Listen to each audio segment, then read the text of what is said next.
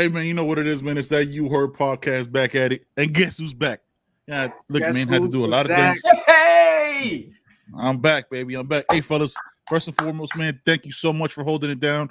That shit popped off last minute, and y'all crushed it, man. The conversations. I had FOMO like crazy, man. So thank you, fellas. Thank you, man. What's going on, man? Always, baby. Always, man. Let's get it. Let's get it. Hey, man, make sure. Glad to have you back. Appreciate you, man. Make sure to drop the comments and the reviews, man, wherever you get your podcast, man. Help us get, you know what I'm saying, help those numbers climb, man. CB, what you got? Give us 5 stars on Apple Podcasts, Google, wherever you listen to your podcasts. Shout us out. Give us a 5-star review. We'll read it on the show. We'll give you a shout out. Facts. Let's get this intro, man.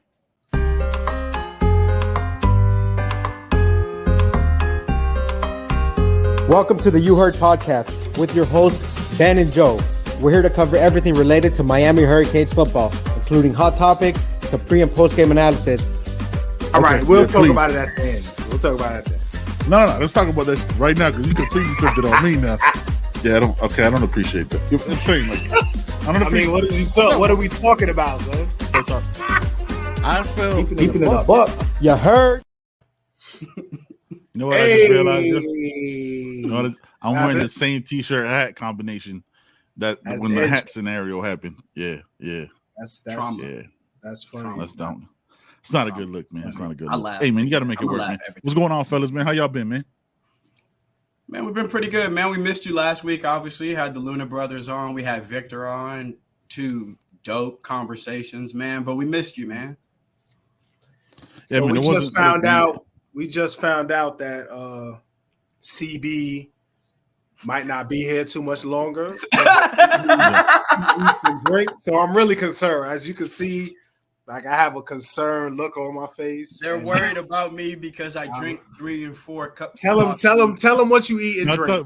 Break it down, son. Yeah, break it down. Break down that elusive diet. Yeah, let them know. So from the way the morning starts, it starts with a Starbucks double shot.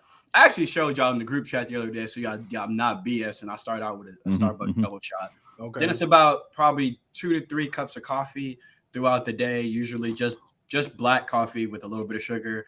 And then the Monsters, they have this one called like Mango Madness. It's usually like 2 or 3 of those a day. So throughout the day, it's probably like 4 cups of coffee, 2 or 3 Monsters. How much caffeine does a cup of coffee usually have? Is it about 200? 150? Purple? 200. So let's just say 100. 100. And then the milligrams, not grams, because that'd be crazy. Right, 100 milligrams. Then the Monsters have what? I would be able to tell you on the Monster, but I can't grab it from where I'm at. Okay, right so let's just say 100. And you doing 30. You y'all want me to grab it? I can grab the Monster. You get about 800 milligrams of caffeine. Grab the Monster. Let us know. Hey, man. Yeah, what's popping here? It's got to be like 260. Like I remember, I used to drink energy drinks. I used to drink and they told me it was like drinking one energy drink was compared to like 48 cups of coffee. Oh, we're really doing this. All right. This is the preferred Monster of choice right here. I drink like probably you get them like 2 for $5. So I usually drink 2, sometimes 3 a day. This is probably my 3rd one today. I ain't gonna hold you. What are we asking? How many calories are sugar? Nah, caffeine. No. Caffeine. It's not gonna be in the nutritional facts. It's gonna be somewhere like they don't want you to know that. Yeah, they don't want you to know that. You see that? It's in the trash section. 175. Monster not about to advertise how much caffeine they giving you. Yeah, they got to. Everybody, they have to put it on there. You got to put it on there. Oh, caffeine from all sources, 150 milligrams per can. Okay, that's not bad. So you getting about that's what 350 just from the Monsters a day? Yeah, but I'm a high energy person. So you get about 900 to 1,000 milligrams. Burning off. I burn it off. I'm a high energy person. I work in a shop. I don't know if I work in a really big shop. I'm on my feet all day. I'm moving around. I got to manage logistics, so I don't really sit down at work. Why does it feel like an intervention, yo? It really does. Like, what's going on here right now? Yo, this is not slowing down. I'm about to DoorDash coffee the second we get off this. What are we doing? I'm concerned. Motherfucker, he's about to have coffee delivered to him right now. About this man. one? I had 2 Starbucks this morning. White chocolate, ice mocha. I had 2 of them bad boys. So when there's a video on Twitter that is entitled "Man with Dreads Explodes,"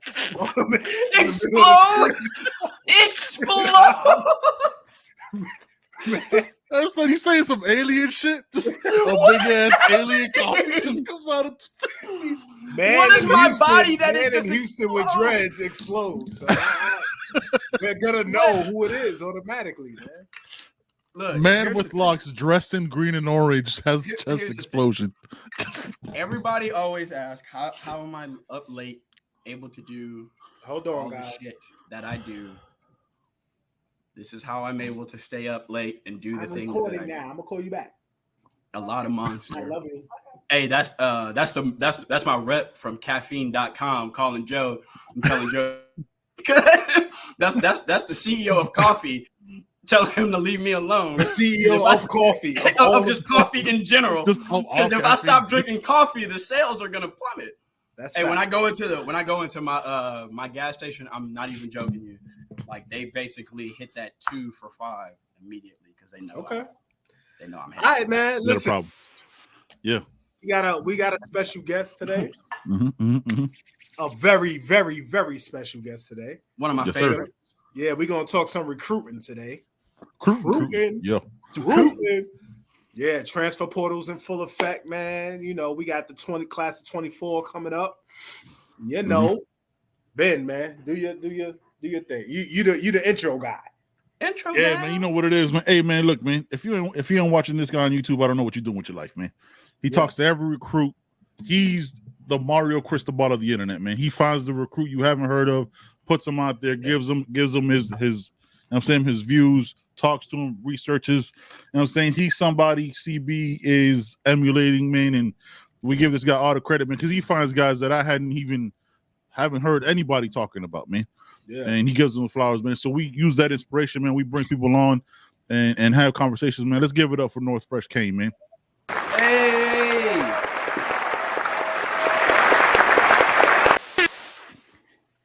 From Recruiting News Guru. Let's make sure we get in there. Recruiting News Guru. Son, I was wearing out the air horns last week. Hey, you did that crazy, son. He hit them things tough last air horn. Look, Fresh, man, what up, baby? How you doing, man? I'm doing great, man. I'm proud as hell to be on here with you guys. I've been watching you guys. You're doing fantastic work. I'm more than happy to join on here, and let's talk some recruiting, boys. Yes, I appreciate it, man. How's the weather in you're in Alaska, right?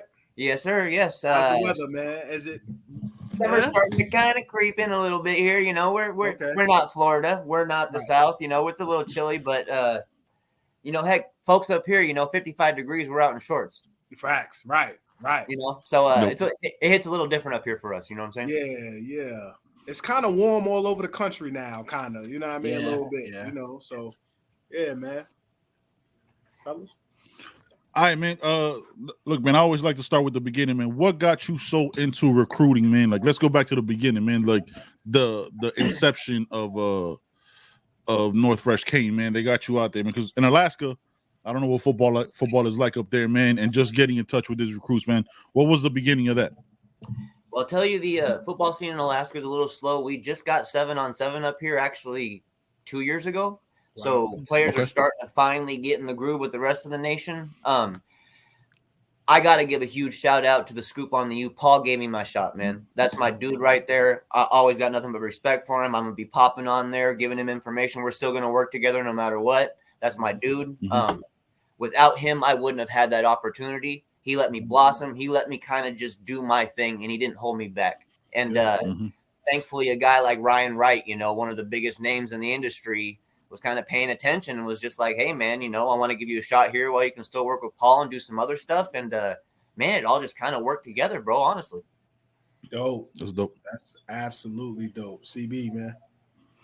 I wanted to ask, like, do you find it difficult to keep up at some points? Because me and you, we go back and forth and we're like, hey, have you checked this dude? Have you checked this dude out? And a lot of times people ask me, like, how do you find your recruits? Well, for one, it's usually either North Fresh will be like, hey, check this dude out, or hey, you haven't checked him out, check him out. And a lot of times he's like, hey, I got his highlights already for you. And he'll send them to me. Hey, I got it's signed, sealed, delivered, CB, do what you do. Or another one, a friend of the pods is Rasta, who will usually let me know who's on the radar. Do you sometimes find it overwhelming to keep up? It can be, honestly, bro, especially when we are in the mode of just dishing out offer after offer after offer after offer. I mean, I'm constantly on Twitter trying to search up keywords and stuff to make sure that I'm staying up to date with all that. Thankfully, we've got a fantastic group of guys in our fan base that cover recruiting already, like Gabby and all those guys, for 27 Sports and guys on Rivals and stuff. So we've got these other sources that the rest of us can use to build on our own knowledge. Facts. Real quick, shout out to my guy Rasta, man. He's just talking about him, CB, man. Me and him had a little back and forth on Twitter, man, about New York and Florida, man. He was just going in, but that's my guy, man. Real solid stand-up dude, man. Rasta's my guy. Yeah, just teams, right? Not people. Just teams. Yeah, just teams, man. That's my guy, man. Fresh, man. When you're looking at film, I'm sure you watch a lot of film. Do you have like a area, like a position that you focus on more, or that you like to watch more? Bro, I'm all about the trenches, bro. Okay, you're a trench guy. Okay, all about the trenches, and all about how they impact the rest of the game. You know what I'm saying? I work my way from the trenches and work my way out. Whether it's trenches to linebackers to DBs, to trenches on the offensive side of the ball, to what the quarterback's taking under center, if he's taking, shotguns, and then what the running backs and everybody else behind there is doing, especially the tight ends as well, because that's a big part of that scheme. Shout out to David Franklin in them trenches, man, as well, trench guy. Real quick, Fresh. So we're talking about trenches. So for the class of 24, man, who we looking at on both sides of the ball in the trenches, offensive and defensive side? Well, man, I mean, the big name, especially on offensive tackle, Brandon Breaker out of California. He is the top dog at his position right now. To be able to appeal all the way from across the country, man, that's something special, and that's not something all schools can do. So I give a lot of credit to Mario and the staff for being able to build these relationships and not just build them, but actually continue them. It's one thing to reach out to a guy and give him an offer, right? It's another thing to keep him interested all the way across the country. That's a different ball game. These guys do a fantastic job at it. I can't give them, honestly, more props than that because, I mean, you look at it, the elite schools, Matter Day, all the powerhouses. We are getting involved with all the powerhouses from coast to coast. Facts. With Mario being as dedicated as he is to the trenches, right? We saw this last recruiting cycle. What? Just like from what you hear and like all the stuff we read, right? And I always ask everybody, like, how does he find the time? You know what I'm saying? To have that kind of dedication, and like, how does he find the time to also like pick out smaller names in a way like the Luna brothers from Idaho? You know what I mean? To like be entrenched and like embedded in everywhere while building out the trenches. Either you can recruit or you can't recruit in this game. You know what I'm saying? Like, honestly, like you can either really put in that work, you can find that talent when other people can't find that talent. And bro, we went up to Idaho. That's not a hotbed right there. But we went and found two guys that we wanted to add to this team. And honestly, I'm happy as hell to add those two brothers because those guys are absolute competitors. I don't know if Cristobal sleeps. No, I don't know. It's questionable. It's questionable. Honestly, yeah, for sure. if he gets 2 to 3 hours a night, he still acts like he's getting 8 hours of sleep. Coffee. He don't drink that, son. You're losing your mind if you don't think drink Cristobal that. don't drink coffee. Cafecito all Coffee, day, bro. but not Lost Cafe. your mind. Nobody drinks not Monsters. coffee. Not coffee, son. Cafe. It's very different. Yeah. It's very different. Monsters are like the McDonald's of energy drinks, dog. I guarantee you Cristobal eat a double cheeseburger from time to time too. I guarantee you he get a double.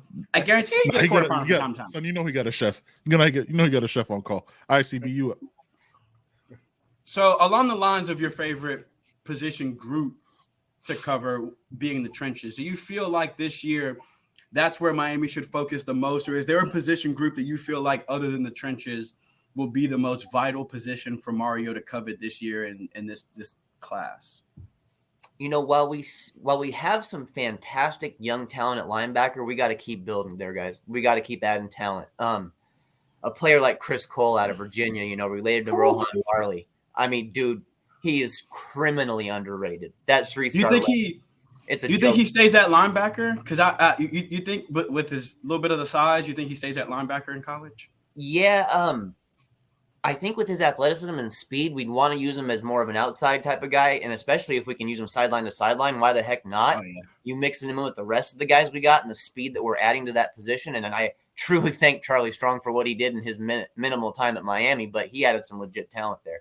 So, to me, continuing to add that talent, and I don't care if Chris Cole's a 3-star, 4-star, 5-star. I don't care. The film speaks for itself. This kid is absolutely legitimate, and the staff is extremely high on him. And every time I talk to him, all he has is nothing but good stuff to say about Miami. Facts.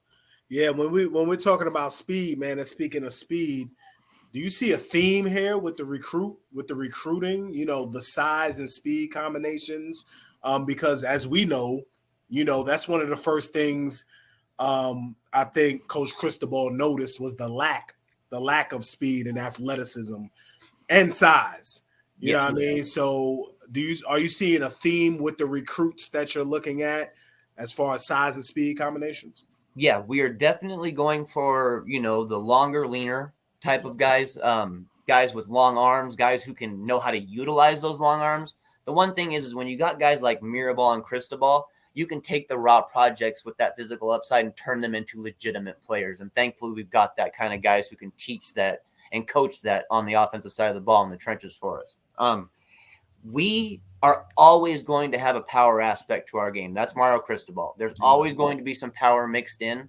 Yeah. But, you know, we are looking at guys that aren't the typical guys that we always looked at, especially Mario Cristobal's history. You know, it's not all 330-pound interior offensive linemen. We're looking at some guys at 275-ish, you know, 6'4", 275. So we're obviously willing to adjust to this new era of football. And I really think that allowing these the new offensive coordinator and defensive coordinator to come in and do what they do best, and while still applying that power aspect, is going to be really big for us going forward. As far as this recruiting cycle, right? Who are your top, let's say, 3 most impressive players besides Brandon Baker from Cali, and going into the season, right? Like seeing where our depth is and our chart is. Obviously, with the transfer portal, all that shit popping off, where do you see our issues there? And so who are your top 3? So 2 questions on that one.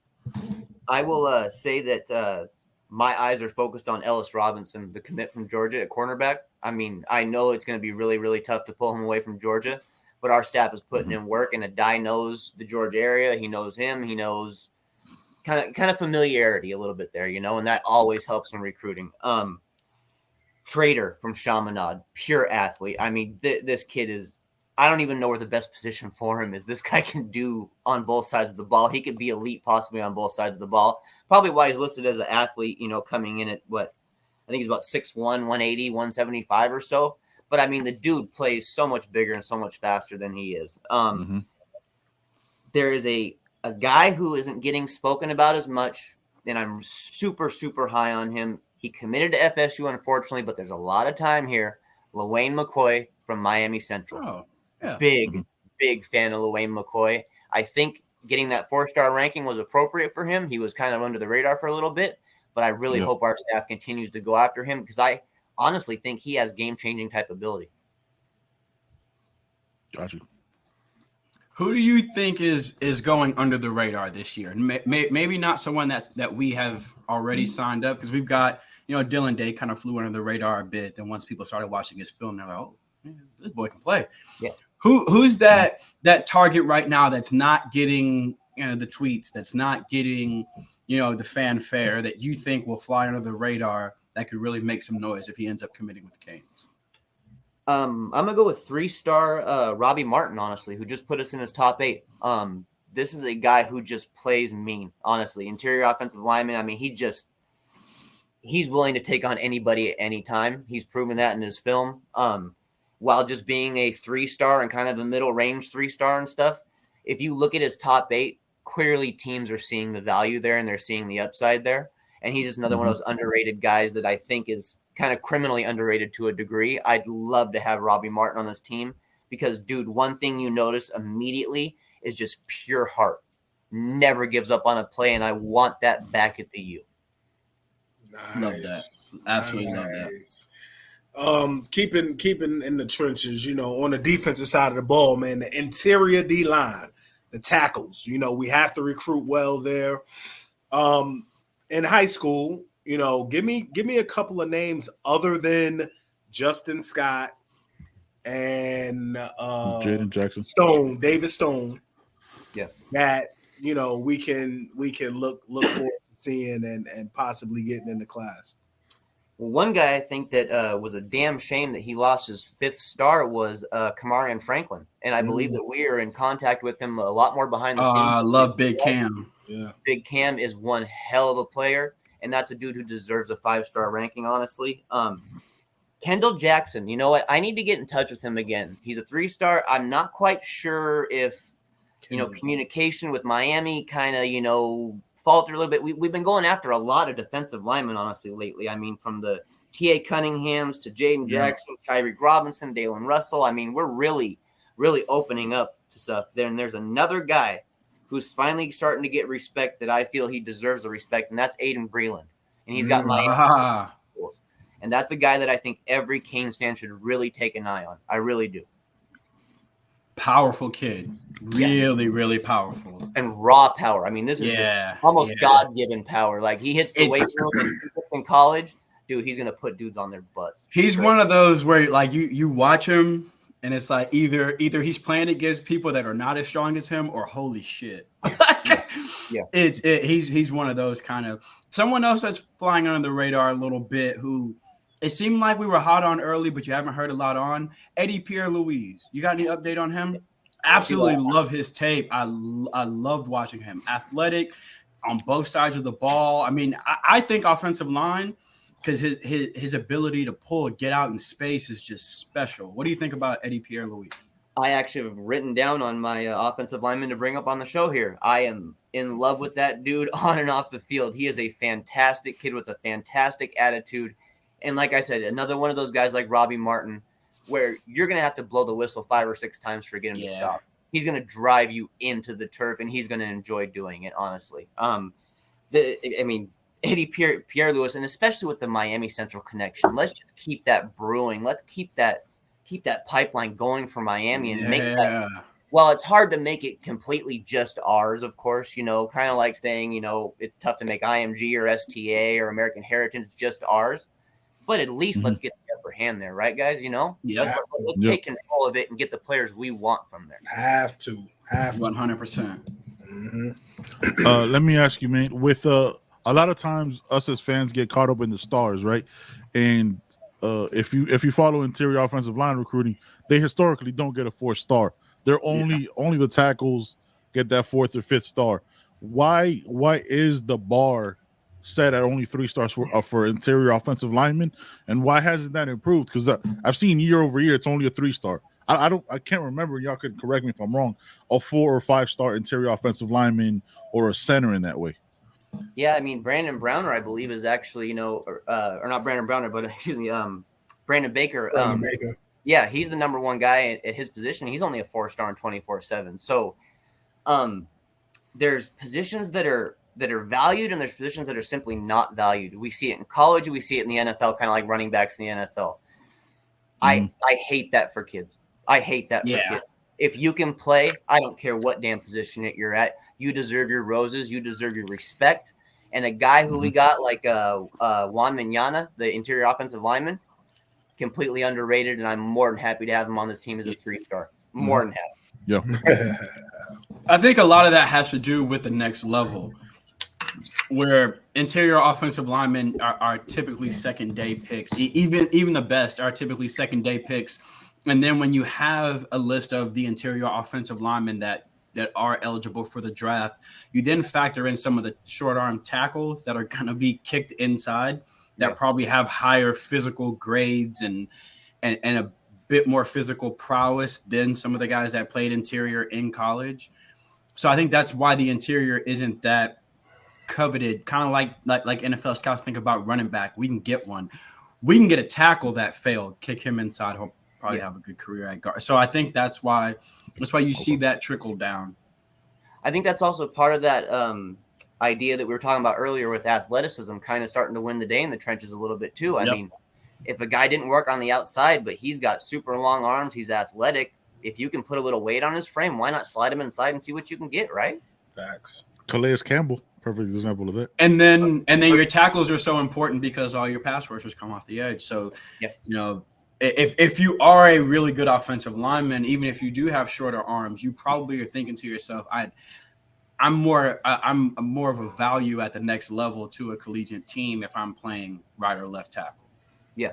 There's one guy I do want to bring up on the interior offensive line, and it's kind of some teams see him on the outside a little bit. It depends on the scheme you run, honestly, I think. But from O'Day High School in Seattle, Isendre Afua, the 4-star interior offensive lineman. I see. Yep. Man, mauler. Straight up mauler. I haven't watched his film yet, man. I need to watch his film. Yeah. Mauler. I don't know what it is about Pacific Northwest offensive linemen within the last decade, but it's just gone up and up and up. And I think a lot of that has to do with a training center called FSP. These guys just pump out just incredible elite talent. And now they have I think it's called like a trench warrior program where they're specifically focusing on those guys when they usually just mixing in with the athletes and everybody kind of working together. Now they're singling them out, really giving them that specialty training that they need to get to the next level. But the one thing I'll say about him at 6'4", 310 pounds, you don't see guys with footwork as quick as him at that size very often. There's another interior guy I wanted to ask you about since we're talking about some of the guys that may kick in inside, play tackle. Joseph Ionetta, probably butchering his last name because I write it and don't say it out loud, but he's another one that may be projected to kick inside the center at the next level. Is he someone that's on your radar as well? Absolutely. And I think that it will come down to strength with him, honestly. There is an opportunity with his athleticism and his speed to be on the outside. But if we can build on that frame, and he's got the frame to add that muscle and not really slow down much, I think sliding him inside is honestly going to be fantastic for us and for his future as well. Next year, after this season, we could possibly lose. If James Williams has a comeback season, we could possibly lose him.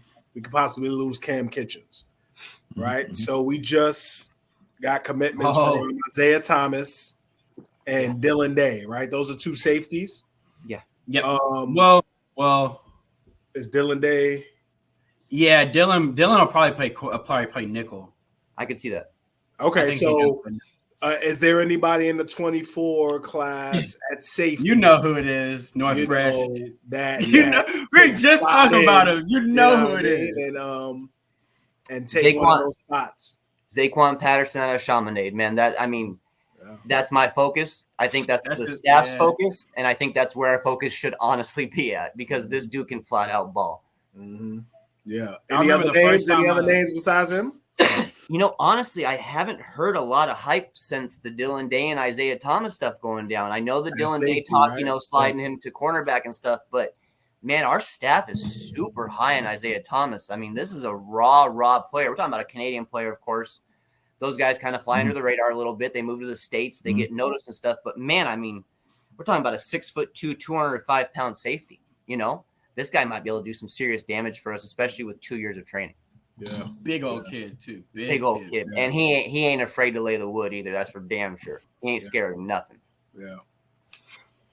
Now, I know another position you specialize in a little bit, one that you've put definitely me onto a lot of recruits is at the tight end position.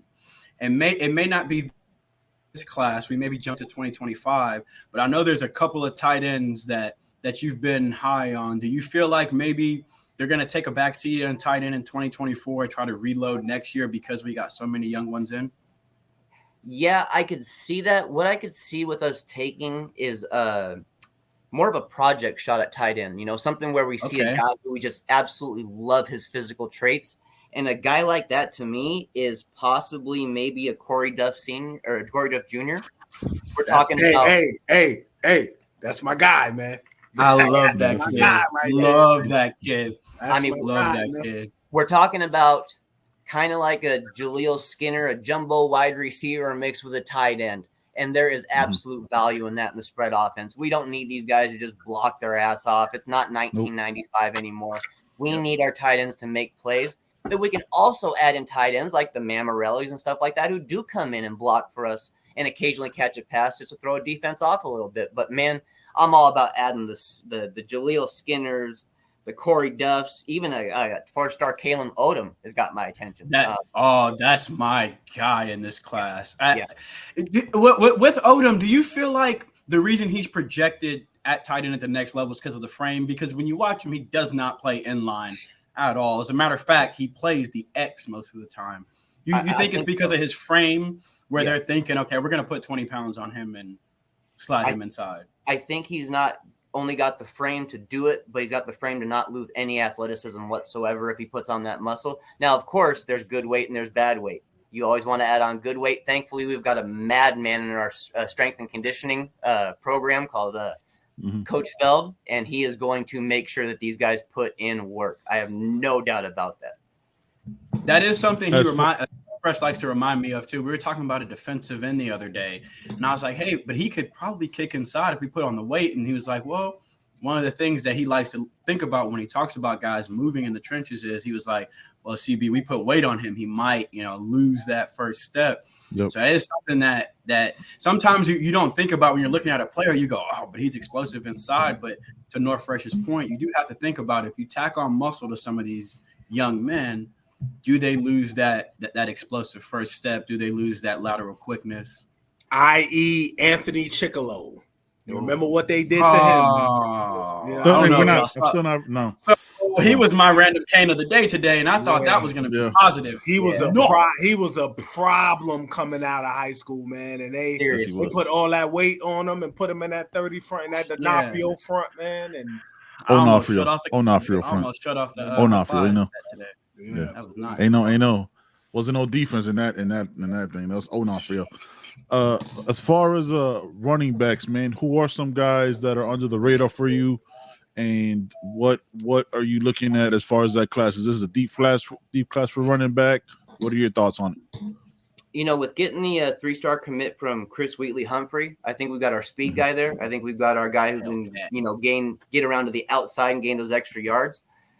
I think that, even though we got a Mark Fletcher and stuff, like I mentioned earlier, Mario is going to add a power aspect to this offense no matter what. That is Mario Cristobal. So I could see us kind of going in a direction, maybe more of a power back, but let's not forget Jarrett Gibson is still high in Miami. And if we can get that dude, that's the dude. I mean, he is him at running back in this class. That's the next Portis, man. They talking about a Texas lock, man. Man, I've heard the same thing. I'd say there's one more guy I'd make mention of, and that's Khalil Valentine out of Chandler, Arizona. Ooh, yeah, that boy explosive. In Miami, is showing him. They're making sure they show him the love across state. We've hit Arizona pretty tough in a couple ways lately. Elijah Rushing, 5-star edge out of Tucson. We're hitting Arizona. I don't know what we're seeing there, but we're seeing talent and we're making connections. Let's keep building these connections all across the nation, guys. Yeah, being on that side of the globe, man, there's a lot of USC buzz right now, right? So they're killing the transfer portal. They just got Bronny James. Bronny James just committed in basketball. They just got the corner from Alabama today. They just got the corner from Alabama, so his brother's most likely going. North Fresh broke that news to me. I didn't even know. I opened my Twitter, and he's the one that he DM'd me. He was like, "We lost him." I was like, "Oh." Yeah, I mean, he's a. Well, yeah. I spoke to his dad, and I speak to his dad very regularly. The whole T-Rob situation at Miami is what really screwed us over with that. I mean, honestly, they fell in love with the guy, bro. When a guy recruits right and he says the right things and he gets a family on board and a mom and a dad, you got to remember, I had that entire family on at the same time for interviews. Mom, dad, and every single brother that was playing in college, and Anquan as he was coming up, the 5-star. So I had all of them on at the same time. So, I mean, getting a chance to really hear the dedication and hear, the love for T-Rob that they had, the entire family, mom and dad, they got sold on T-Rob. And I think what happened, they found out when he got to Alabama that he really wasn't running that secondary. See and I'm not talking about anybody's parents or anybody's family situation, but that kind of like it annoys me a little bit because it's a coach. Coaches leave every day, B. Like this is a business. 100%. This is not 100%. Pop Warner. This is not high school. This is a business. Coaches leave every day. So you had a relationship with T-Rob. I mean, what relationship did you have with the secondaries coach or whoever coach at USC that, you know what I mean, that staff just got there last year? So as far as I know, he knew Coach Adai better than the coach at USC. Right. Like coaches, you absolutely can't rely on a position coach being there when you get there. Like Never. They could Never. Leave as soon as you sign. They've been known to go to other schools. I think it was a learning lesson. It was a learning lesson for the family, honestly, top to bottom. Sure. And I think their youngest son, well, of course, I hate to say anybody going to Clemson is a smart move, but it's not a bad move. He saw what's going on. He saw a stable what he felt is a stable program with coaches that tend to stick around a lot longer. And I think after the T-Rob experience and having some change up, because we got to remember, Traquan is elite. This is an elite upside player right here. Yes. When things get changed around like that and emotions change and stuff, families start thinking outside the box. They start thinking about other stuff. And I'll tell you what, this is an intelligent family who truly cares about their sons and will put them in the best position possible. Yeah. Yeah. And I definitely can't be mad at that. And you can't be mad at whatever the situation is at USC. I'm sure NIL plays a big part. I don't care what anybody's saying. And USC has a lot of USC has a lot of opportunities. You know what I mean? So they got a lot of name, image, and likeness. Yeah, just it goes to show you how these are huge decisions, but some of the smallest things that play a factor in these huge decisions. We are still dealing with people. While you shouldn't fall in love with a position coach, we are still human at the end of the day.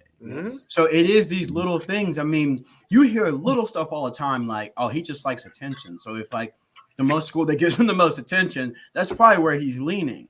At the end of the day, they are still 18-year-old young men, and it could be these tiny things that sway them. Whether it's falling in love with a position coach, the weather, you never know what it is that may turn the tide of a recruit. Just remember, salesmen exist in all kinds of industries, and not only do they fool people, they fool adults at times as well. Sure. Yeah. And the youngest wasn't can get sold a false bag of goods often, and that's always a shame. We all hate seeing that. We had a whole segment about that last week. Isn't the safety or isn't he class of like 25 or something like that? The brother? Yeah, I believe so. Yeah, he's 25. Because he committed to USC, as you know what I mean. We don't know what's going to happen in 2025 we don't know what's going to 2024. We're still up for a lot of streets in 2024, guys. So I mean, things are going to change. We've seen it before, and we've seen this staff do some miracles when they close. Remember the Cyrus Moss close? I mean, that was freaking magic, bro. Bishop Gorman. And that's my next question for you, North Fresh. Who's this year's flip? If you had to in May? We doing it in May? Hey, why not? Hey, can you why not? Why not? The second Fletcher committed to Ohio State, it was we know we're gonna keep trying to flip him. So early prediction, we're not saying lock nothing in, but who do you think it may be? Let's say maybe one or two guys that may be this year's big flip. I got to go back to a guy I mentioned. If we get Ellis Robinson to flip, we all know how massive that is. I mean, it's got to be either priority number 1 or number 2 or number 3 on the staff right now, or it's priority 1A, 1B, or 1C. You know what I'm saying? It's like it's one of those choices. Yeah, 100%. I think that we're not going to let Florida and Florida State feel comfortable about some of these new verbal commits, and I think we're going to start applying pressure. And I'll tell you right now, running back, 5-star running back Cameron Davis. He's committed to FSU. He boasts and stuff about them. Me and him talk very often, and Miami's in contact with him often. And he wouldn't be talking to me like he's talking to me if there wasn't a little bit of interest. I've learned that about recruits. There's certain things they say, and there's certain things they don't say. And the things he's telling me tell me that they've gotten in his ear, and he likes a couple of things they've told him. I love when that. let's go back to coaching, right? We talk about coaching a little bit on the staff. What when the hire of Kevin Beard happened, right? We talked about Kevin Beard as one of our favorite coaches on that staff. You know what I mean? Hurricane alum, Hurricane great. What difference does somebody like that make in the room? Because you see the Smith kid, the Smith young man from you know what I'm saying, American Heritage tweet about him, and everybody who talks Chance Robinson say he's real. What do you hear from receivers or guys he's recruiting about the difference that a Kevin Beard makes on staff? I hear a respect factor from the recruits and a respect factor from the adults and the families that are involved with it and the coaches that have dealt with him in the past. This guy he tells it like it is. He's not about the BS. He's not about selling like we talked about, the false goods and all that stuff. He's going to tell you the real deal, honestly. And if he tells you that you are Miami material, it means he wants you at the University of Miami, period. And he's been that way throughout his entire coaching career, especially, as taking over as a wide receiver coach at multiple schools. Have you heard anything regarding the DVD departure? Have you heard anything from recruits where it's like, you're trying to stay positive here. I don't know. That one hurt. It's upsetting, but it's understandable. And I've got and this is just me. This is Northwest Kane. This is my theory. This ain't nobody else's theory. Sure. I think what we're doing is we're going to have him go coach for 2 years, and we're going to bring him back, honestly. He is that much of an impact recruiter. Let him get some of those bumps and bruises out of the way with a different school, and let him come back to Miami refreshed, rejuvenated, and ready to go to that next level in his coaching ability and taking that unit to the next level. Because this dude flat out can recruit, and I've never had a recruit tell me anything bad about DVD, ever. I was worried when we lost him. When the two Mandarin boys signed to Penn State, I was thinking, oh, well, we can still flip them because they love like AJ loves DVD. Like he loves DVD. So I was thinking, oh, that's not a big deal. As long as we've still got DVD, we can flip at least AJ. And then when that happened, I was like, well, we'll go ahead and delete this tweet. Get that off the I can't knock a school, especially in a school in Florida, taking a shot on DVD as an 100%. I mean, if you're going to have an in-state guy as an up-and-comer and just take a shot on somebody, that's the dude, honestly, in my opinion. He's already proven that he can recruit, and now if he can prove he developed, that means we get to bring him back. And not only do we have a recruiter, we've also got a coach now too, guys. Yeah. Joe? Good, man. Last question, man, before we get you up out of here, man. Who are I'll leave the Marvel question for you, CB. Who are your must-haves? Now you know what? I'm gonna ask you like this. Do you find it insane? Like there was a top 8 dropped of a recruit I hadn't heard of, right? Miami's on in that graphic. Miami's in so many graphics. Do you find it first of all, incredibly hard to follow, but how are we making all these top 5s, top 8s, and being in communication with all these guys? Like, are there multiple Marios on this staff? Like, we always want to give Mario or Kevin Beard the credit or something like that, but like, we need to talk about the other coaches as well because they're out there reaching out to these young men. So how are we constantly in those top 5s, top 8s of guys, most recruits, most guys who follow this hadn't heard of? I'll tell you what one of the most brilliant moves we did was elevating Coach Field in the recruiting department. 100%. He is a chameleon. He can go anywhere and be anybody at any time and apply to anybody or any family at any time. I mean, he is the right dude for that spot. And I hope that we continue to pay him what he's worth so we can retain him. I don't want him ended off in the SEC or anything like that. But one thing Coach Fields always told me, he loves Miami. He loves the lifestyle. He loves the people. He loves the culture. He loves the students. He loves the athletes. He loves the guys he works with. So I think we're pretty safe there for a little bit. But that move to me, dude, that was so vital in us going forward. And I think it's going to just continue to pay dividends over and over and over yearly for us. Dope. All right, time for the important question. It's time for the important stuff. We got recruiting out the way. We got Canes out of the way. We disrespected my coffee intake. Now, North Fresh, are you familiar with the MCU and the Marvel Cinematic Universe and the movies? Not overly, buddy. No, not overly. I know a little something. I may get a win here then. I may actually get a win here. If you had to fight Thanos, their big villain, you get to pick 3 Marvel characters. Who is on your team? Man, jeez. Yeah. Oh man. You don't notebook for this one. Now, see, I always the DC and the Marvel stuff, dude. I'll say something that's gonna make me sound dumb as hell in this, probably. All right, we got you. But bro, even as a little kid, and I don't know what it was. Who does Thor represent? Marvel. Marvel. Bro, I got nothing but love for Thor and that simple ass hammer. Honestly, I got nothing but love for somewhere. There's a Thor in the background somewhere. Here. It's not simple, son. It's not very simple. I got one of those somewhere. You have to be worthy. Yes. That's right. That's right. Absolutely. I'm trying to think. Where's my Thor? I don't know. Here, around here somewhere. Who's Silver Surfer with? Marvel. I can't see right. Silver Surfer is with Marvel. And that's Batman. Yeah. Really? Oh, okay. Are you pointing at Spider-Man or Batman back there? Spider-Man. I wasn't pointing at Spider-Man, but there's Spider-Man behind me. I wasn't pointing at him. I was scratching my shoulder. And okay, I couldn't. That no, you definitely were pointing at him. I was scratching. You were skewing the. You put your finger on the scale right there. I got scratched. That's no. Listen, we don't do that. We don't put our fingers on the scale. Nah, that's even with the pointing. He's like, yeah. Why are you pointing at him? What the hell are we doing with that? Like his reaction was like, nah, dog, that ain't gonna happen. Even with the pointing, that ain't gonna happen up here. No, he was like, you see his face. He was like, "Is that Spider-Man?" No. What the fuck is that? It's behind Spidey. That finger, you know. Is there somebody behind Spider-Man I'm supposed to be looking at him with? Yeah, that's what I'm saying, bro. You know, I mean, you know, I'm I got Iron Man down there too.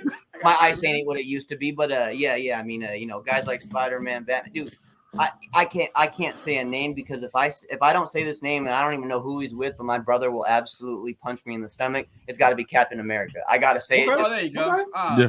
That's a good 3. That's a good 3. My brother's ride or die for Captain America. So if I don't say that and he watches this, he's gonna get at me. Okay. I think we're gonna lose. It's a good 3 though. Hey man, I recover recruiting, guys. I know, brother. I know. He got a 5-star in there. He put a 5-star in there with Thor. You know, he put a 5-star in there with Thor. Yeah. Okay, hey, Captain America's a 5-star too, though, right? Like, Captain America's a 4-star. We need to do that one day. We need to do a star ranking system for the Marvel characters. Yeah. Captain America's probably Captain America's a 3-star. He's not my 5-star, but son, we're not doing this. I give him a 4. I give him a solid 4-star. Probably 3-star. Yeah, 3-star. No, he was a 3-star before the juice. What you talking about? He was a no-star before the juice. He was a no-star before the juice. He was so a backup water boy. He had heart. He had heart and effort. So I give him a 1. He was the 4-string water boy on the team before the juice. After remember water boy? He was a 3-star recruit with upside. When Michigan, in the Waterboy movie, when they put that guy linebacker because they go the Waterboy's doing it, so they put a Waterboy and that guy got killed. Yeah, and had to tackling fuel. Murdered him. Water Fresh, sucks. man. Fresh. We appreciate you, brother. We appreciate you taking time out, man. It's like I know it's like 4 hours early, you know, out there, man. All good, bro. All good. Only 3 o'clock where I'm at. I got all day still. We got all day to do it. That's crazy. Yeah, hey man, thank you so much for coming on the show, man. Brother. Oh yeah, time. Yeah, man. We always say, man, whenever you come on the show, man, you're already family, man. So whenever you want to hop back on, chop it up with us, man. Let us know, man. We here. Let's stay in touch, man, and we'll make it happen again for sure. You already know, brother. No doubt, man. Appreciate it. Peace. Stop drinking so much coffee. Do, man. What are you saying? All right, man. We'll talk, man. All right, man. Have a good one. Yeah, man. So listen, man. I got a quick question, man, for everybody. What's man. poppin'? So We're talking about recruiting. We're talking about the class of 2024, man, and moving forward. I hear a lot of people say, hey, look at what Coach Cristobal was able to bring in after a 5-7 season, man. He's, we went 5-7. We were able to do this, and that. Right. I don't think it's going to happen. But if we have another 5-7 season, or let's not even say a 5-7 season, let's say a 7-5 season, we go to the bowl game and lose, and we look bad throughout the season. Bowl game? We lose some games we shouldn't lose. We look non-competitive against the likes of Clemson, Florida State, or whatever. Do we pull another top 7, top 5 recruiting class? All right, so let me go first, CB. Hold on. I think it depends on the leaders in the class. I think because last year when you had a Francis Magoa committing July, he was one of the leaders in the class, kept everything together. The Riley Williams, I think it depends on that class, but truthfully, I don't know if I can answer it. Be like, yeah, he'll do another 5-7. 5-7 ranking, you know what I'm saying? As far as depending on the recruiting board, but I think we don't truly understand like how well and how committed he is to these young men in the recruiting. You know what I'm saying? Like, and what he's telling them, if he's telling them the truth, like he could tell us whatever, he could tell the media whatever, right? What he's telling to these young men in their living rooms and talking to the parents is what really factors in, and that's not me doing a crystal ball wash, right? Where like I'm just trying to protect them and make them look good. Like that can't happen again. A 5-7 season where we look disinterested and terrible, like we did against Middle Tennessee State from the jump. We just like, I don't even want to be here. Like I don't want to see that again. That can't happen again. Yeah. There has to be fight. There has to be improvement. So I don't know. I honestly don't know. Because before you answer CB, what's the pitch at that point? Last year, this is my first season. We had multiple injuries. I'm just trying to figure it out. We're trying to build something here. Blah blah blah. I'm not saying the same thing, but if we just look the same, we get blown out by a Florida State. We lose to a G5 team. You know what I mean? What are we saying in the living room now? I think that's a great point. What I was going to say is it would get more difficult because right now they're pitching potential. They're essentially asking you to buy in to a plan. They're not asking you to. It's not proven data that we're given a 4-star recruit and saying come here because X, Y, and Z last year. It's come here because we could possibly do X, Y, and Z. I think you still have. It depends how you measure success, first of all. So if it's 5-7 again, I would imagine you lose some recruits. But if it's 5-7, but the offense looks better and put up numbers, as an offensive guy, you're probably thinking, it was 5-7, but when I get there, if I can have that same offense, we ain't gonna be 5-7. If you're a quarterback, you may go, they were 5-7 with him. They won't be 5-7 with me. So I do think there is still a bit of a pitch where Mario can still say, I'm still getting my guys in. I'm still, getting my coaches in. This was the first year of the offense. So I think it really depends on how you define success. Is success next year based on the record? Is it based on numbers? Is it based on competitiveness? Because if you're 5-7, but your margin of victory or margin for losses was, a touchdown or less, does that read the same? So let's talk about that. It depends on what you that would be my question is, we can get into this now. What would we define as success for the next season? Is it a winning record? Is it making it to a bowl? Is it winning a bowl? Or is it, defeating the rivals? What to you, what constitutes success for Mario? Does he have to have a winning record? Does he need to make a bowl game? Does he need to win that bowl game? Or is it just being competitive and winning a rivalry game. Right. So for me, and I think we talked about this before, but success is improvement to me, right? Yes. So we can't lose to Middle Tennessee State. Jesus Christ. We can't lose to a G5 team. We can't. That's in my opinion, that's a failure right there. If we lose to a G5 team. Off top. Yeah. We can't get blown out by Florida State. We can't. So competing against the good teams, we play Florida State, and I don't think Florida State is good, but we play against Clemson and we lose, we fight and we lose by 10. You know what I mean? We lose by, it's tight going into the fourth quarter and we let it slip away just because they have more talent, more depth, whatever. Yeah. No disrespect to a Miami of Ohio, which is a solid team, definitely. But Miami of Ohio comes to Miami, we give them 3 touchdowns. We beat them by 3 touchdowns, 2 touchdowns. Yeah, 35-14. Yeah, and it's a dominant performance. That's success to me. That shows me that we're moving forward because we're not making the same mistakes as last year. Same busted coverages as last year. Not picking up blitzes, protection bust, and our quarterback getting rid of the ball when he's supposed to, not staring down receivers. You know what I mean? Just improvement is success. You know what I mean? To me. What you think, bro? So you asked what success would be like if winning a bowl game, going to a bowl game. I don't know realistically as a fan, right? Like that's as a fan, I don't know if a 5-7 is something like looking at our schedule is something we could really excuse, be like, nah, man, but hey, we fought hard because I didn't see 7 losses last year on our schedule, right?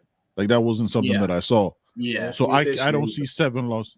I don't see 7 losses like on my if I really looked at it, like, oh, if this is like the Boston College game on a Friday night is a trash schedule, right? Like it's right after Thanksgiving. It's in a I will say it on this podcast, and it's in a town I hate. You know what I'm saying? Like I told you the 2 things I hate most in this world is painting and Boston accents. Sorry, not sorry. I'm a New York Yankee, bro. I have no love for him. Yeah, so. Yeah. I just have zero love for them. Yeah. Terrible schedule. So I could, but like, it can't be 5-7.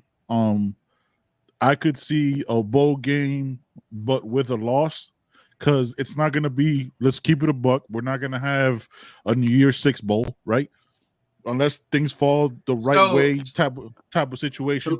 But it could be like a bowl game, but getting those practices in to develop the young men who are going to be the leaders into next year's class for those 15 practices that you get for a bowl game.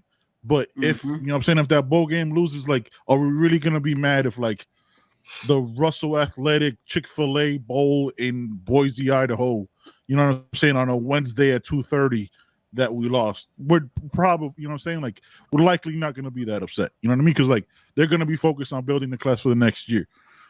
So it would have to be minimum to me. Success is a bowl game. Failure is 5-7. Failure is not being checked out after one inconvenience of a bad play. Right? Like never.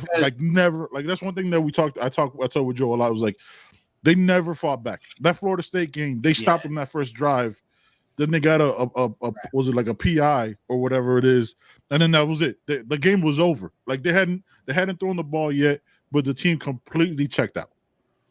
So that's my thoughts. The reason I asked that is because there are different ways to measure success. And like, let's say we go 7-5, right? Let's say we flip the record. We go 7-5, and I ain't got no wood to knock on the wood floor. Knock on wood, we get trounced in the bowl game. Are you still calling the year a success?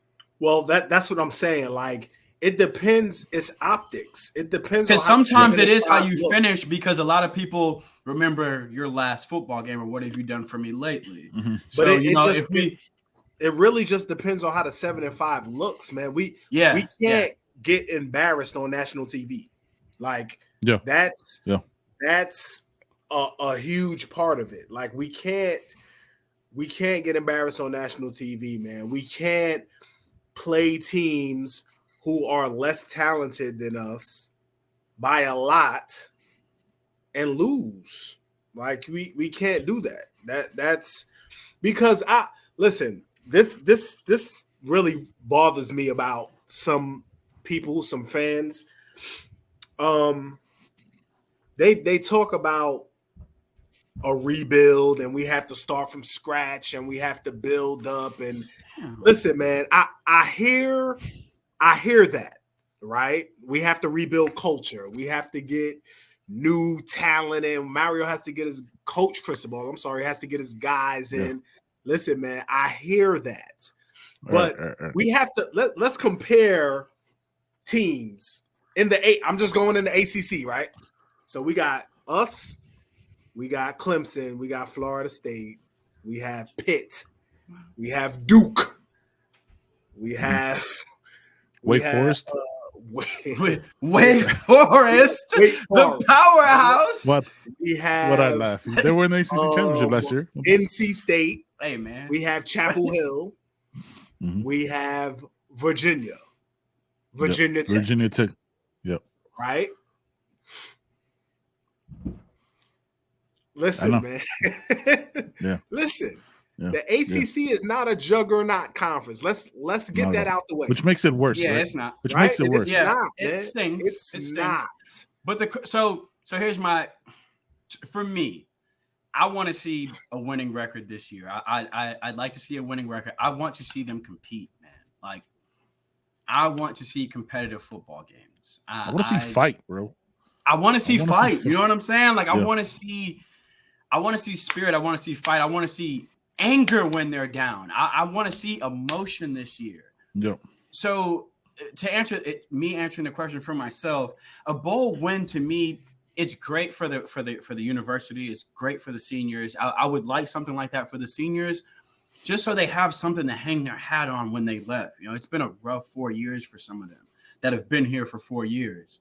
You know, so I think that would be cool to send some of our seniors off with a trophy, with the bowl game. When is the last bowl win? Is it 2017, 2018? Margaret, West Virginia? Yeah. Is that the last one? Yeah.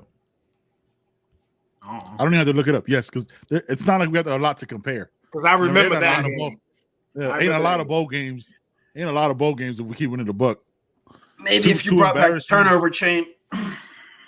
No, 2 embarrassing losses to Wisconsin back-to-back years. No. One for the Orange Bowl and then the following year.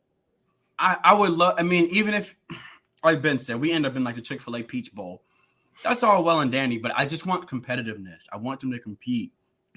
I want Saturdays when we turn on the TV, we know these boys gonna give it 110 from the first whistle to the last whistle. You know what I'm saying? And if we get that this year, I think there's no way we're going 5-7 with the talent we have and the schedule we have.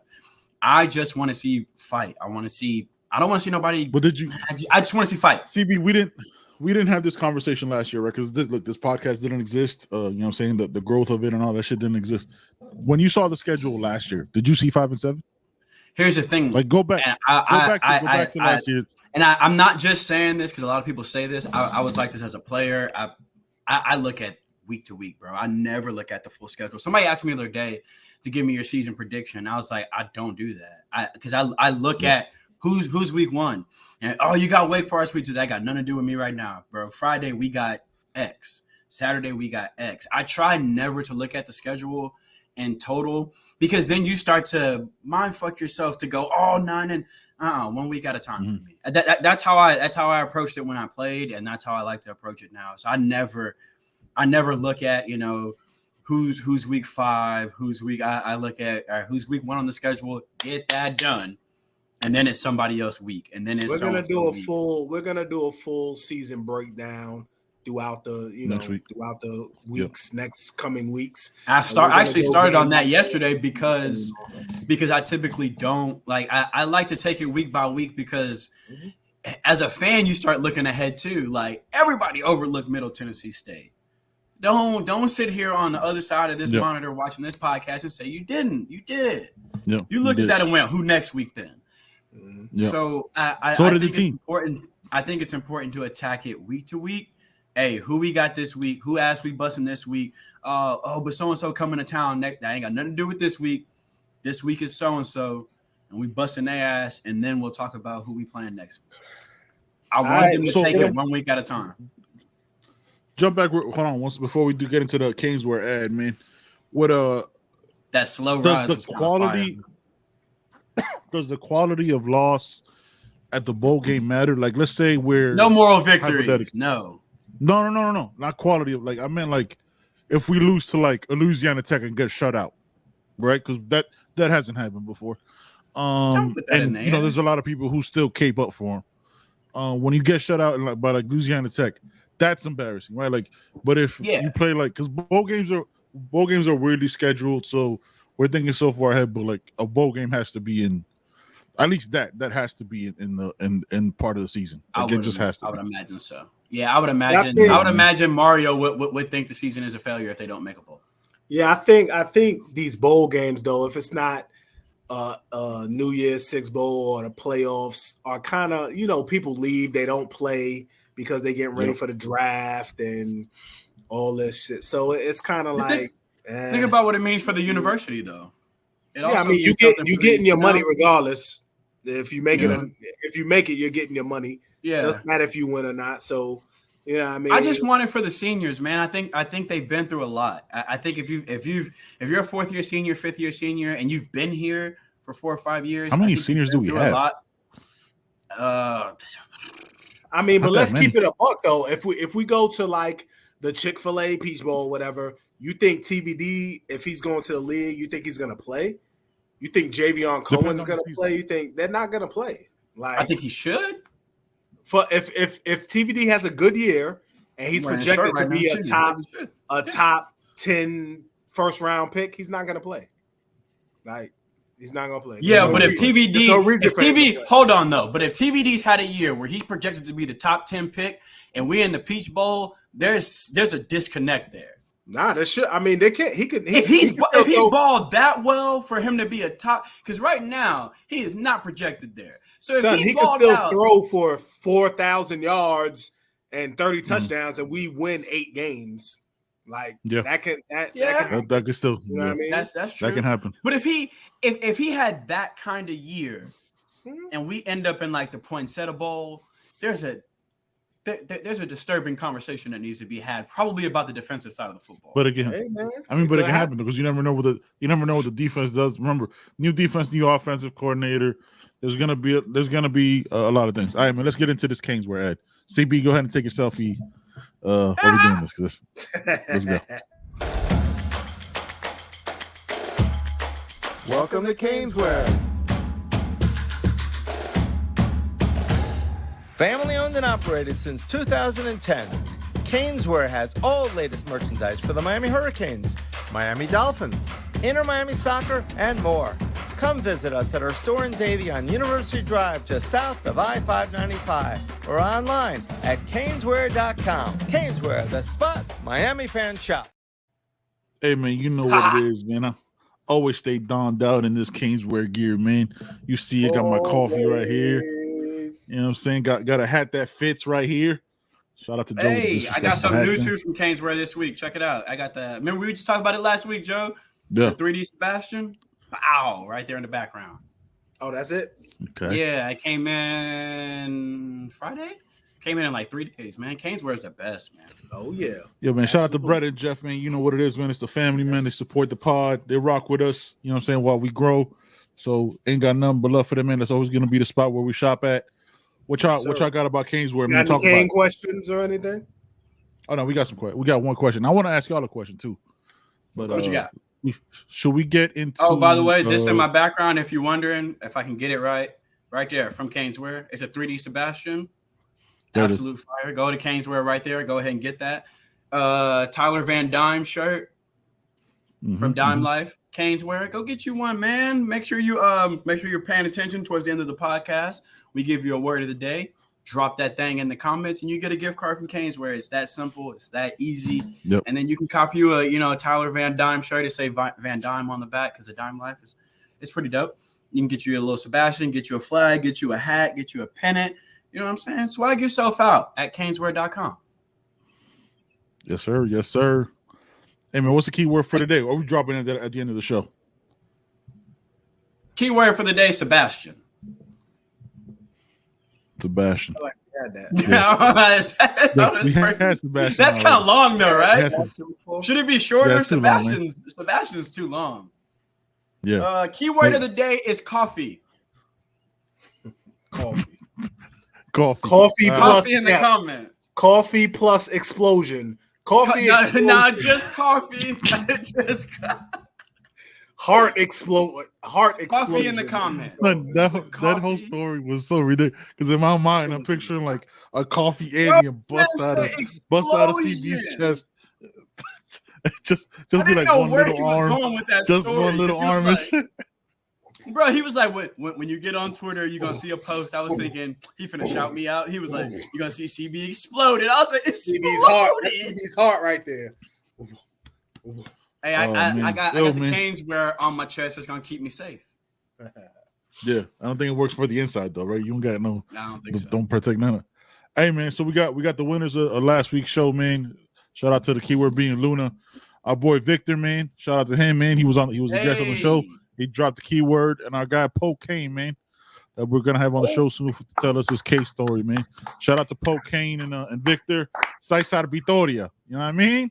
Hey. You know what I mean? I saw y'all trying to struggle with that shit, man. Hey, Saisar Vitoria, bro. Just sound it out, fam. You were close. Sound it out. I kind of got that bug, though. I was close. You know what I'm saying? Shout out to the man. You're gonna have him back on, man, to tell us his Kane story. All right, man. Look, I wanted to ask y'all a question, just y'all. Like, this isn't no Kane shit. When you guys were playing, man, Joe, I'll ask you your question. When you were playing, right, Joe, when you had like the Walkman, you know what I mean, with the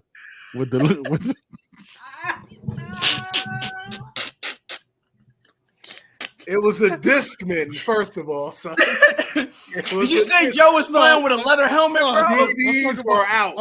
Did you just say he had a leather helmet, no face mask, bro? What? Y'all ever watch 85 South? They talk about they were talking about the guy who's running for senator in Georgia, Herschel Walker. The comedian goes, man, Herschel Walker played when the helmets were soft. Yeah. That shit had me. Listen, I said Walkman because you gotta hit the record. Make sure you don't get the commercials. I had a Discman. We had Discman. Let's go. No, it's so disrespectful. The little yellow, was it the yellow one? Yellow one with the gray earbuds? That was terrible. But did it have the thing where you can move and the CD didn't skip? That was because the first ones, bro, you had to stay hold it flat. Still. You gotta hold it flat. You couldn't even dance. You had to. Yo, can you ask? Can you ask the damn question, son? I know there's a question in here somewhere. Can you ask the damn? Nah, man. I was gonna say, what music when you were playing ball, man? What music did you listen to?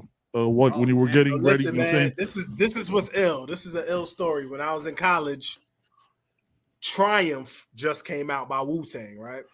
Oh, okay. So we were the Emporia State Hornets, right? So I don't know if you remember the Bees, but that Bees Hornets, not the same shit, but kind of the same. Yeah, the Bees was swarming and carrying it. They used to play that shit on the big screen before every game. That's it. Mercy, son. The hypeness of that shit was crazy, son. So Triumph was the biggest, like, Wu-Tang, man, at that time. Yeah. That was my go-to at that time. And CB, with your Microsoft Zune, what did you That's hilarious because I did have a Zune. That's hilarious. You did. You look like a guy that had a Zune. Yeah. Zooms were underrated. Hey man, I had a video iPod too. I ain't gonna hold you. I had a video iPod too. Microsoft Zooms were heavily underrated. Hey, the Zoom was fire, but I traded my Zoom for a video iPod actually. Right. So I play football in Texas. I grew up in Texas, so I play football here.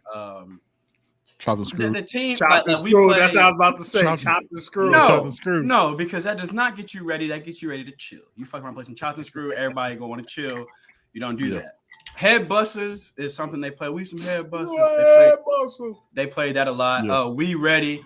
But me personally, like when I was on the bus going away to the game, like my mom's a 90s auntie, man. So I grew up listening to 90s and 80s R&B. So that's what was in. Like I like to be calm before a game. Like a lot of people played angry. I didn't play angry. I like to have fun.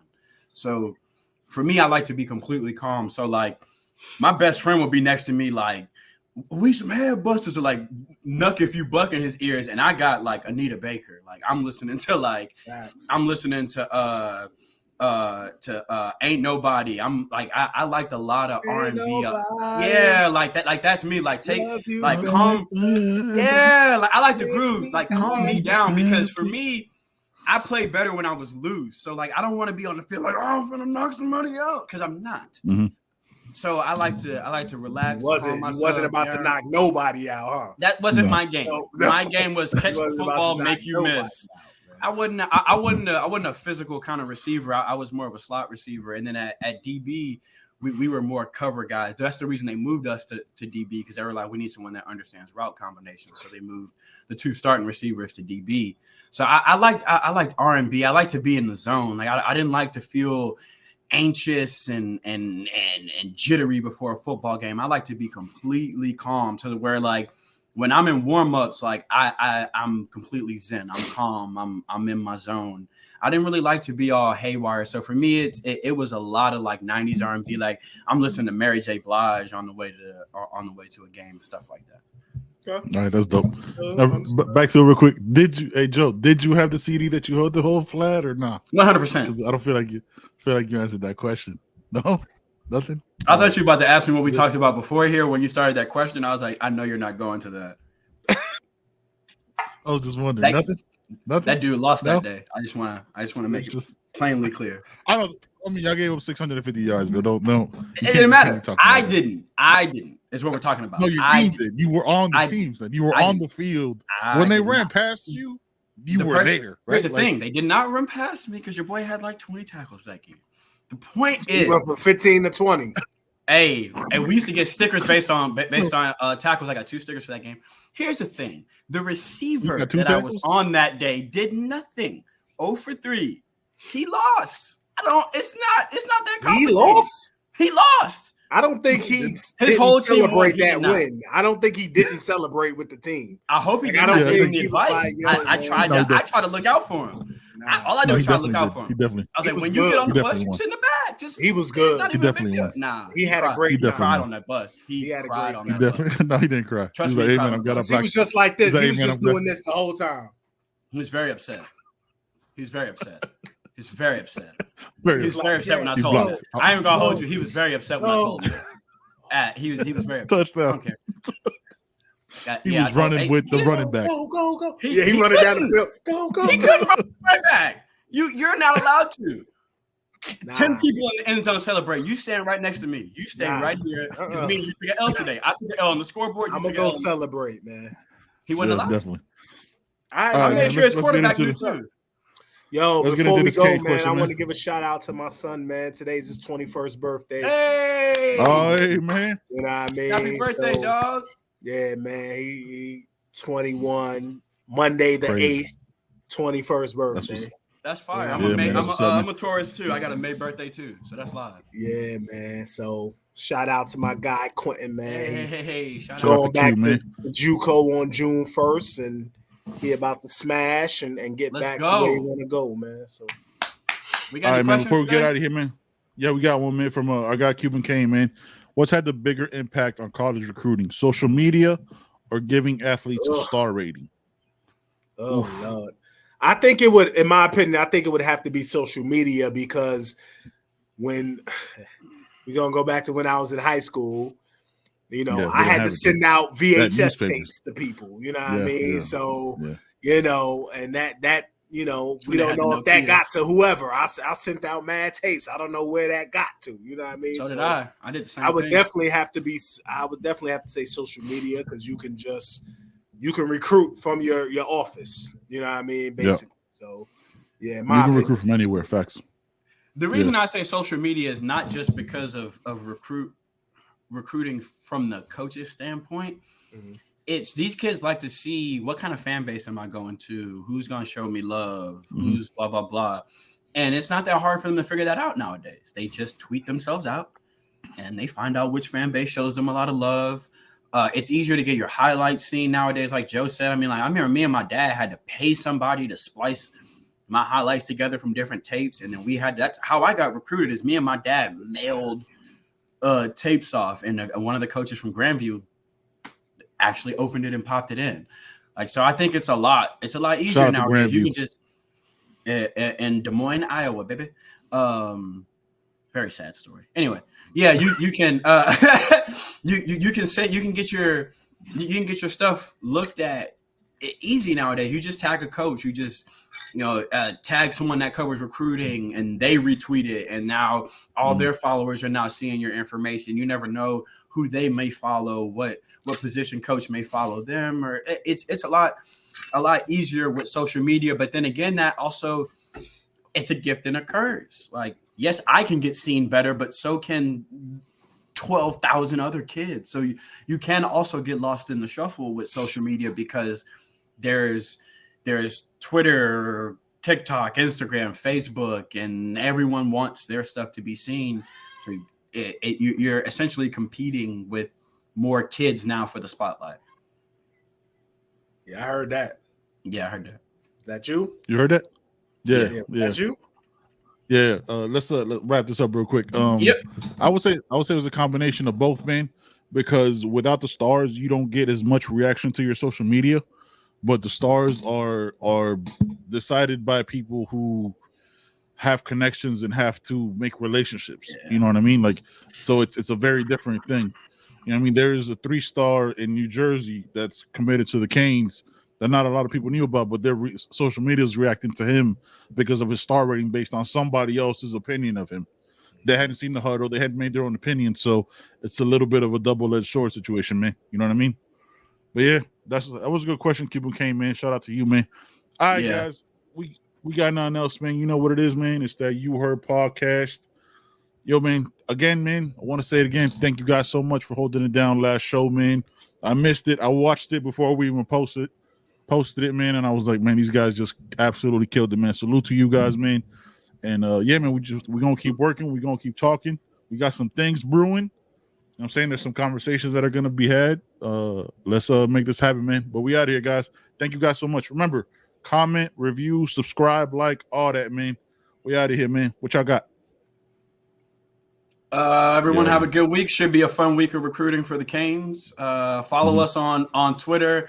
Make sure you like and subscribe to the video. If you're listening on audio only platforms, drop us a 5-star review and we'll shout you out on the pod. Yeah, man. Let's get it, guys. Peace.